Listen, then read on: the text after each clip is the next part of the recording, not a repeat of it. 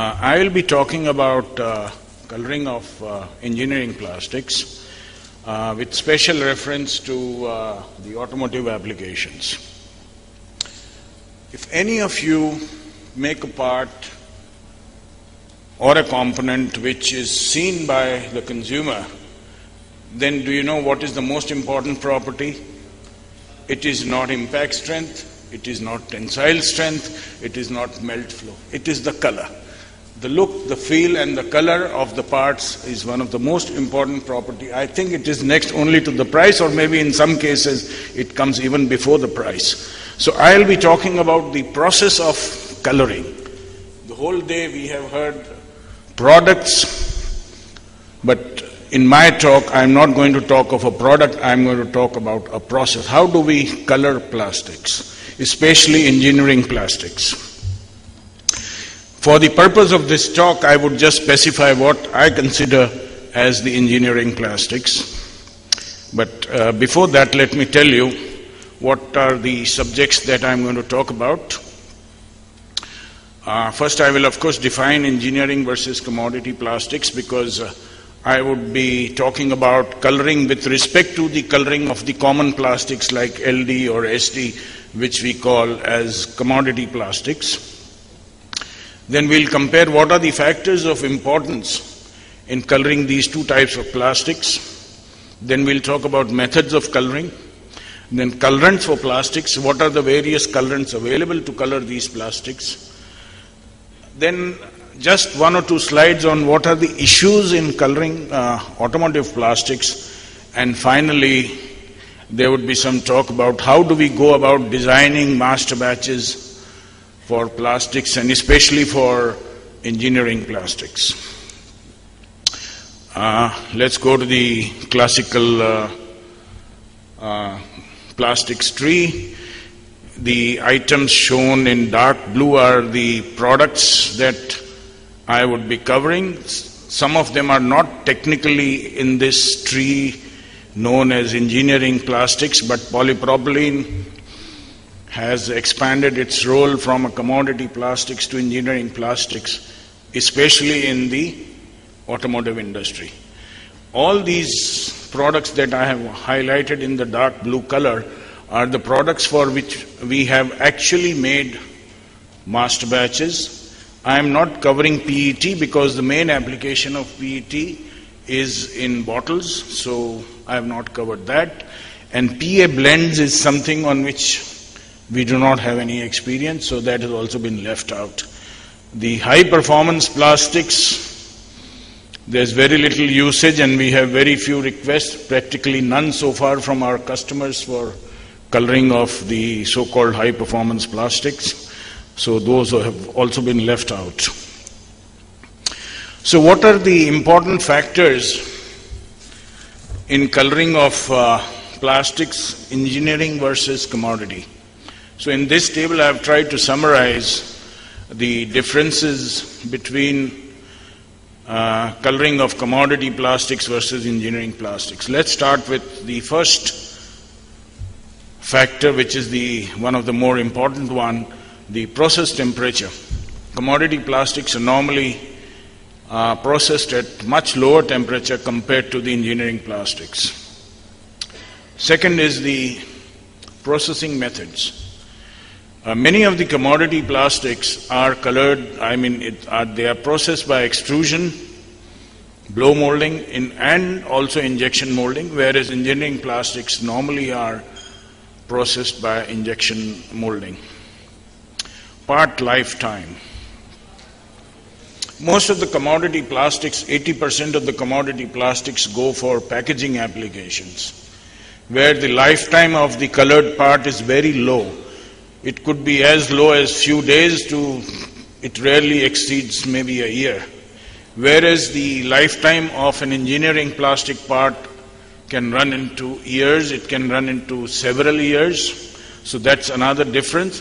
And this is the difference that plays a role when coloring of engineering plastics. You have to have products or colorants which will be there in the plastics for 5 years, 10 years or longer. The next difference is in the use environment. The current, most of the commodity plastics are used in the normal environment. None of them face very high heat or high light exposures or exposures to chemicals or electrical stresses, things like that. Whereas the engineering plastics generally have to face high heat environment. They also have to face chemicals, electrical stresses. Automotive plastics need very good light stability. These are some of the requirements which are unique to engineering plastics. The last factor that we have to consider, not the last, there are many other factors that I'll be talking about.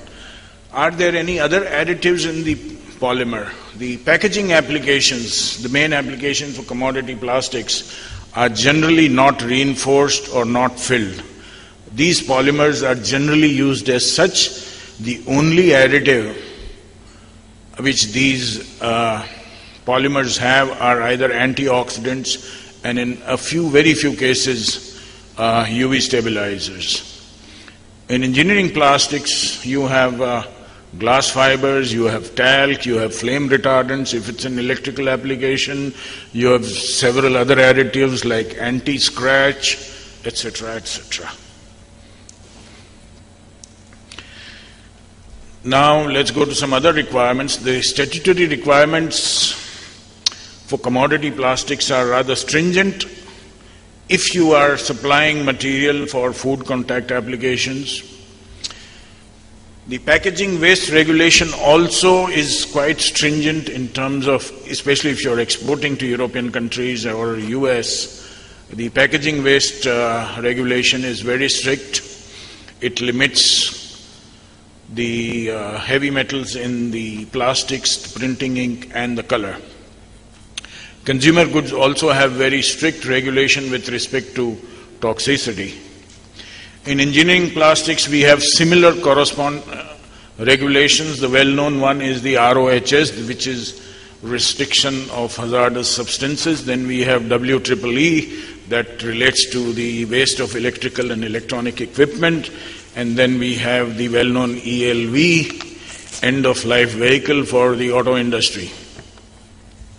So that's one difference. Color variety and type. In the packaging field, which is the main field for commodity plastics, the color variety is very high. You all know every week there is a new shampoo or deodorant or something new model coming out, and they have very bright colors. Their packaging turnover is very quick and very fast. Every 3 months they have to change the colors. The color variety and type in engineering plastics, especially in automotive, is not so fast. Of course, now more number of models are coming into the market, but these models don't change every 3 months. They change maybe every 3 or 5 years. And the colors which are used are generally black, grays, or beiges. So there is a lower palette of colors that is used in engineering plastics compared to the commodity plastics. Finally, color consistency. Consumer packaging requires very high consistency of color. It is generally low in engineering applications except for auto interiors. The auto interiors are also treated as a consumer good, or it's also treated as something which the consumer is going to see and which is very important in pleasing the consumer, and therefore these also require very close color tolerances compared to the high quality consumer packaging coloring. And finally, coloring cost pressure. In some of the applications, of course, the cost pressure is high, but especially in fashion goods or cosmetics, the cost pressure is not that high. The cost pressure is very high in engineering plastics if they are used for the automotive applications. So these are the different factors which determine how coloring of engineering plastics is going to be different from coloring of the normal or the so-called commodity plastics. Before we go further, I will just like to refresh. I am sure all of you know what are the methods of coloring. There are three common methods. One is the use of dry powder pigments. The second is the use of master batch. And the third is the use of pre-colored compound. The first one, let me change the slide. The first one, the dry colored blend, is almost not being used in the industry anymore. When I started my career, most of the coloring used to be done by mixing color packets, as they were known, which was a mixture of pigments which were blended, which were mixed with polymer and then injection molded. We were one of the first ones to sell master batch, and it was a very tough sell in those days to convince the users that they should use master batch, even though it costs more, because they had one single argument that it is the cheapest method of coloring. But ultimately the technology won, and now I think 90% or probably more than 90% of coloring is done by master batch. So the problems of dry color blend is, although it is the cheapest method of coloring, it lacks color consistency and it creates a lot of problem of dusting and cleaning. The next procedure or the process of coloring is the use of master batches, which is low cost but more expensive than use of dry pigments. It's easy to use, it's also easy to automate, and it gives fairly good, or rather very good consistency if you are buying your master batch from the right supplier. Pre-colored compound, of course, is the easiest material to use, and in automotive industry in India, it is the predominant method of coloring. Here we have a reverse argument that although the method of coloring is